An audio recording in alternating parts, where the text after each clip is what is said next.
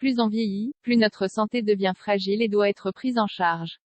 En 2030, selon l'INSEE, on comptera environ 20 millions de personnes âgées de plus de 60 ans en France.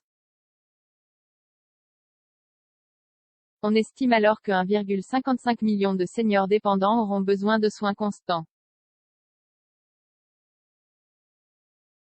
Des handicaps moteurs ou certaines maladies dégénératives comme Alzheimer ou Parkinson entraînant une perte d'autonomie nécessitent donc une aide médicale en continu, dispensée par des soignants spécialisés.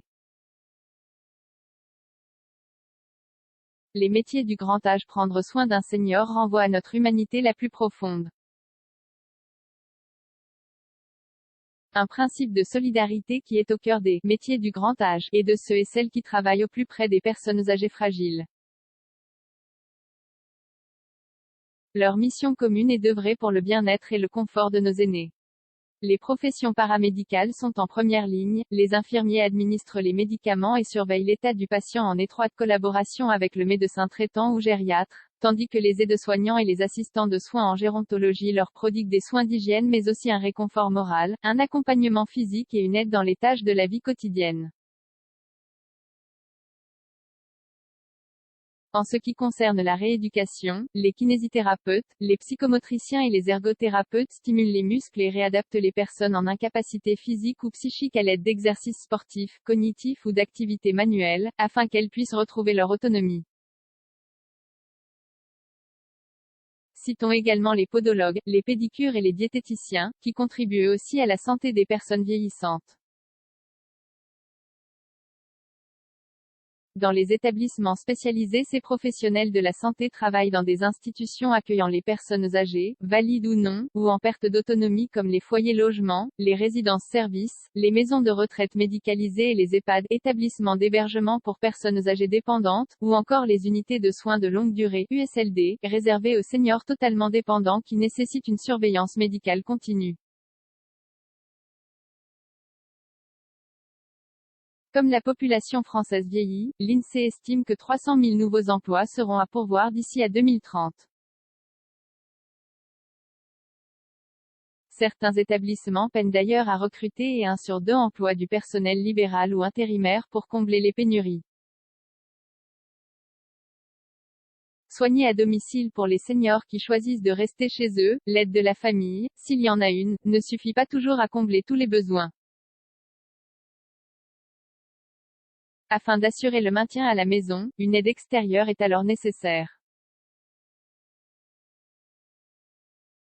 Les parents qui hébergent un senior chez eux peuvent faire appel à un professionnel indépendant, mais aussi aux services d'aide et d'accompagnement à domicile, SAAD, des organismes privés ou publics qui interviennent en qualité de prestataires, pour toutes les actions liées aux actes essentiels de la vie et au soutien à domicile.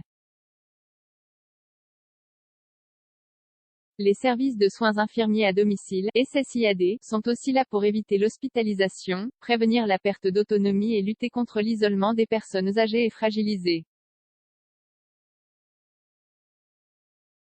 Les soins dispensés par ces structures sont assurés par des infirmiers et des aides-soignants salariés, ainsi que par des infirmiers libéraux rémunérés à l'acte.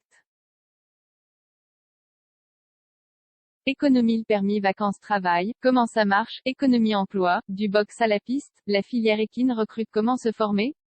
Le milieu des soins aux seniors est en recherche constante de professionnels passionnés et qualifiés. Ces métiers indispensables, qui allient des compétences techniques et des qualités humaines, vous intéressent. Différents cursus permettent de vous y préparer. Les instituts de formation en soins infirmiers, IFSI, forment au diplôme d'état d'infirmier, obligatoire pour exercer, que ce soit dans le libéral ou dans des établissements publics et privés.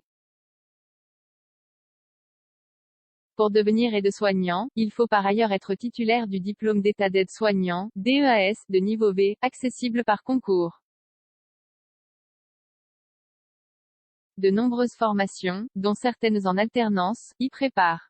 Les futurs kinésithérapeutes, quant à eux, doivent suivre pendant 4 ans des études au IFMK, Institut de formation en massokinésithérapie, plus une année en université. 10 commentaires. Si partagez sur Messenger, partagez sur Facebook, partagez sur Twitter, partagez sur Flipboard, partagez sur Pinterest, partagez sur LinkedIn, envoyez par mail, sauvegarder une faute. Imprimer.